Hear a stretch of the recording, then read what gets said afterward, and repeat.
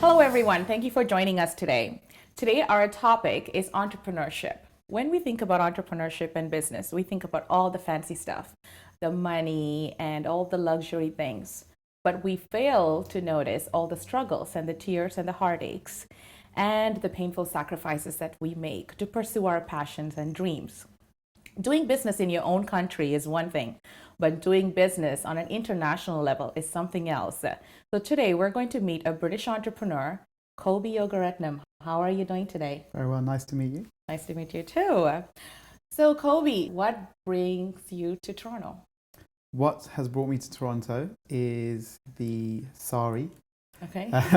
which is basically South Indian, well, an Indian fashion piece, which basically every person I know from the Asian community, female, wears these items. The brand which I came with to Canada is a company called Pothys, based out of Chennai. And we have basically brought over 4,000 saris over this past weekend and created this big event with a great team that I have in Toronto to sell these 4,000 saris. And the event just finished on Sunday. Okay, nice. So this is not the first time that you are taking Pothys outside of Chennai, India, and this is the second time. So talk to us about your relationship with them. Yeah, so my relationship with Pothys is very, very transparent in the sense of I put together a proposal about 18 months ago to take Pothys to London for the first event, to actually showcase their brand to their international fans. And we initially said that London would be the first stop and the second stop would be Toronto. And Toronto would depend on how well London did. So the relationship went from strength to strength after the fact that they looked at my proposal, which was a very professional proposal which I put together. And then when I delivered on my promises and we delivered on sales in London, you know, the day after the sale finished in London, we had the managing director asking me, when are we doing Toronto? So, 6 months later, after the London event, we just finished in Toronto. So hopefully the relationship goes from strength to strength now. Tell us a little bit about bringing an international brand into the South Asian community here in Toronto. How does this benefit our community here? I think it reconnects people to these brands that they're so well known in India, especially South India. Pothys, I use an example, they are the biggest fashion company in South India. They have one of the best branding in the whole of India. Everyone knows what they're about, the tradition, they've got 90 years of history. So it's about reconnecting the South Asian community, South Indian community, the Sri Lankan Tamil community to a brand which they're in love with. They've always been in love with them. Their parents have been in love with them, their grandparents have been in love with them. So it's also reconnecting this brand and introducing this brand to people that do not know about Pothys. The mothers that know about Pothys, their daughters may not know about this company. So now it's all about getting the exposure to this brand to new customers. And hopefully these new customers will then fall in love with the brand and shop with them when they're back in India and order from them online, and everyone wins at the end of the day. Okay. So everyone winning at the end of the day. Talk to me about the Tamil Canadians that were involved in this event that you put together. We had a lot of people, my family supporting me as well, but then we also had local businesses that wanted to be a part of this event as well and wanted to get the opportunity to get the right exposure that Pothys could provide them.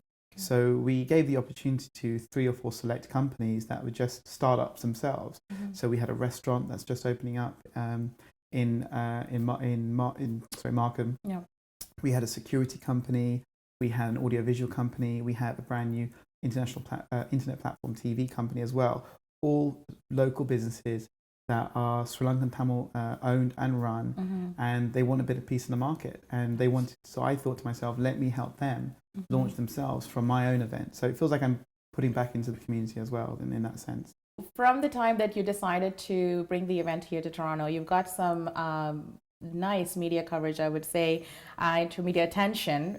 Tamil Culture featured you, and then I saw your event being featured on Toronto Star, one of our main newspapers here in Toronto, and now an interview with Mandraa. So how do you feel about all the media attention? The media attention has been great in the sense of it's helped the event itself get the right promotion that I've always wanted it to, because it's done in a very professional manner, and we're doing something good for the community and good for the Sarees and people, people that want to shop get to kind of shop at the event. So more, the good PR, it worked, and I have to thank Ara from Tamil Culture. He really did do well with the media coverage for my event itself. Radian Simon Pillay, he's a freelance journalist who writes for Ask Men and the Toronto Star. To feature our event itself in the Toronto Star, which I didn't really know about myself. And then I found out how many they distribute 400,000 copies a day, and it was all a bit mind blowing. I genuinely wasn't expecting it. But yeah, so far the media's been good to me. We'll see how this interview turns out. And if it turns out well, then it'll be a big thumbs up from me. Well, we're going to talk about fun stuff too, about you. Good. Ladies, I know I want you to look past his British accent. I know that, but there's some good stuff coming up. So Koby, let's talk about what you do. I know you used the word consultant before when you talked to me, and I am a new startup and I'm a new entrepreneur. So I'm really getting used to all these words. So can you tell us basic English? What do you exactly do in UK? Sure. So the past 12 years, I've been working in the business consulting field. The business consulting field, basically, in a nutshell, is a business consultant is someone that basically is asked to go into a business, analyze what the business actually does, and find the problems that the business could face or currently is facing, and improving that business so it doesn't face those problems. All right, so let's talk about some of the things that entrepreneurs and business people usually don't talk about, which is their struggles and the sacrifices they make to get to where they are. So can you talk a little bit about that? Yeah, so the entrepreneurial lifestyle isn't flash money, flash cars. It's still not like that right now for me. Okay. But so 3 years ago, I decided to become an entrepreneur and leave the business world that I was in before, the consulting world, where in the corporate field for this entrepreneurial style of work and life. My biggest struggle was convincing my mother that I was going to leave the corporate world. My mother was very against it in the sense of, she knew how hard I worked to climb up this corporate ladder, and always felt that I worked hard to get to this place, and there was tears shed, things like that. So that was the first big struggle. I think the second big struggle was really trying to find my place. What I wanted to do. I've always wanted to get into this entrepreneurial, run my own business thing, because I had my father did it, my uncles did it, and that showed how motivated and how courageous that they were, and I wanted a piece of that pie as well. I've had not many failed business ventures so far.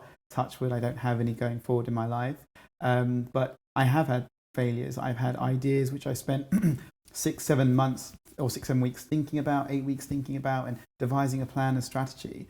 And then it takes 1 second of self-doubt, and then you put it all to bed. So, if you're an entrepreneur and you're spending 8 weeks full time on a project, and then you decide not to go with it, and that's 8 weeks of, planning and money that you've just had to kind of cut loose, So those struggles have been difficult. And also I'm a young guy, and trying to get your feet, make something happen in the marketplace, which there's a lot of people doing well in. It's going to be difficult, and you have to prove a point. So to me, it's about proving that point to people and doing things my own way and being courageous. But there's always going to be failures in any entrepreneur's life, but I think those failures really dictate your next step and really define the person that you are and decisions that you will make that will turn into a success. You are someone who was born and raised in the UK. You said that you do work with a lot of Caucasians there, but you have also started working with the Sri Lankan Tamil community. There is a large community in Europe, and there's a large community here in Toronto. Yeah. And my personal experience, I've also noticed that the community supports me with certain things, and there's certain things that I'm craving for the support, and then they're not there. Sure. Have you had any experiences like that, and what do you suggest, or what do you advise in the community so that we can move forward in a healthy way to support our young entrepreneurs? I think to support young entrepreneurs, I think the current business community in any culture should really help and mentor people that want to go and do well in this entrepreneurial lifestyle. explain the downfalls, the pitfalls, the positives, the negatives, and really advise them. And I don't think there's enough people there trying to support the next generation, and explain to them that it's not all flash money and it's not all easy and it's not about making a quick buck. Being an entrepreneur, one of the biggest things is that you have to plan 20, 30 years of work. You could take an office job, and you could actually, that's 20, 30 years of your life just dedicated to your job. An entrepreneur, something that might make money for 1 year might not make money in year 2. So I think those things need to be taught to these young generations that want to get involved. And every community is different. I think the Sri Lankan Tamil community, some communities are very supportive. The Canadian community, business community, have been supportive of my idea up to a certain level, but there has been a lot of resistance as well. Okay. And the resistance has caused a lot of problems regarding my event that took place in that sense. But the resistance just made the event and my planning a lot more stronger. And I made sure that all my bases were covered, and I was fully legal, and I was able to put this event together without affecting or disrespecting anyone in the business world in the GTA. So now let's get to the fun stuff. Well, I thought that was pretty fun anyway. Okay. So being a businessman and all this is really great. And with your media attention and social media, you've been buzzing a lot. And there's a lot of lady fans out there. Okay, and you already said that what brought you to Toronto was Saree. Yeah. And so definitely lady fans, right? And tell us, what do you find what do you find the most attractive in a woman? What I find most attractive in a woman, I have to say, someone that's determined, someone that's got their own goals. They have their own personal goals. I also like the fact when people overcome problems. To me, that's an attractive trait to show that they are committed to something. They're not weak. They're very strong. But to me, it's about the person themselves. That's it's about humor. It's about being kind-hearted, giving back to people, and I don't ask for much, but that's what I find attractive in women. We met for coffee before, and we talked a lot. And you mentioned about your parents, your parents' marriage, which you look up to so much. Talk to us about that. What do you look up to so much? Yeah, well, my mum and dad are pretty much a team. Okay. They are a team for 30 plus years now, 35 years I think it is this November. And they are literally two peas in a pod. For 35 years they've been married, and they do near enough everything together. They go on holiday together, and even my dad doesn't want to go on holiday sometimes. My mum will take my dad there and things like that. So to me, they work well together, and for such a long period of time, like the connection they have, one supports the other supports the other as well, and they're each other's backbones, if that makes sense. And it's something which I admire, because I can't see one working without the other, if that makes sense. And that's probably what it's an old school way of kind of working, but I like that because it shows that each person is there for each other, and they're there for the right reasons and nothing else. So that's one of the main things that really kind of makes me want what they have for my own future. Okay, and what do you love about Toronto? What do I love about Toronto? My family, my dad's family, as I mentioned, they all live here. Yeah. So to me, it's always great to be here. I pretty much come here every year, twice a year for the last 15, 20 years. So it's my second home. But Toronto's great because my family, you have great, I love Tim Hortons. Okay. Yeah, I really like Tim Hortons. I love the coffee there. But yeah, I just love all the different kind of food. You have so many variety of food, and all your communities are so strong. So the Chinese community, the Filipino community, the Tamil community, so much, like, you've been here for so long, and you've got your own little hubs of food and shopping. And I like going to Pacific Mall in Toronto. I love that kind of atmosphere in there. It reminds me of Hong Kong when I went to Hong Kong a couple of years ago as well. So yeah, there's a lot I love about Toronto. Well, Koby, this is where the world meets, so you're at the right place. Exactly, yeah. You said that you left the corporate world about 3 years ago. So I want to ask you a question. I mean, this is personally, I was because I also am in a full-time job and trying to be an entrepreneur, right? And so there's many people out there that who are juggling this because they go into the corporate world or they have a full-time job and then they find that they have a passion for something else. And what is your advice to them? Like, what is the right time to leave, or what they should be focusing on? And should they go all in, or should they keep, both feet? Well, that's a good question because it's something I struggled with for so many years. It was my own personal, should we say, mental battle. I was doing very well in the city for so many years, but I knew my heart wasn't there. And I remember asking myself this one question when I was, 3-4 years ago: can I continue to do this till I retire? And the answer was straight away no. I can't do this till I retire. So I do need to think of something else. And I actually wrote my letter of resignation about 4 times in my last job. And every time thought I was ready to give it in, I wasn't ready. And then that's when it hit me that when I did give it in, it was literally the week before I said to myself that if I don't do it now and I don't follow my dreams now, I will never be able to follow my dreams. Everything comes with risks. You just have to assess those risks. If you have a lot to lose, that means you have a lot to gain. But you just need to know what the timing is. Timing is everything. And you need to make sure that when I made my decision because I had responsibilities, but I could take care of my responsibilities without a full-time job at the time. It's just about timing. And no one's going to know that apart from you. There's no anything written anywhere that will tell you that this is when you leave your job and this is when you do this. All right. So 3 fun questions. What is your favorite Tamil food?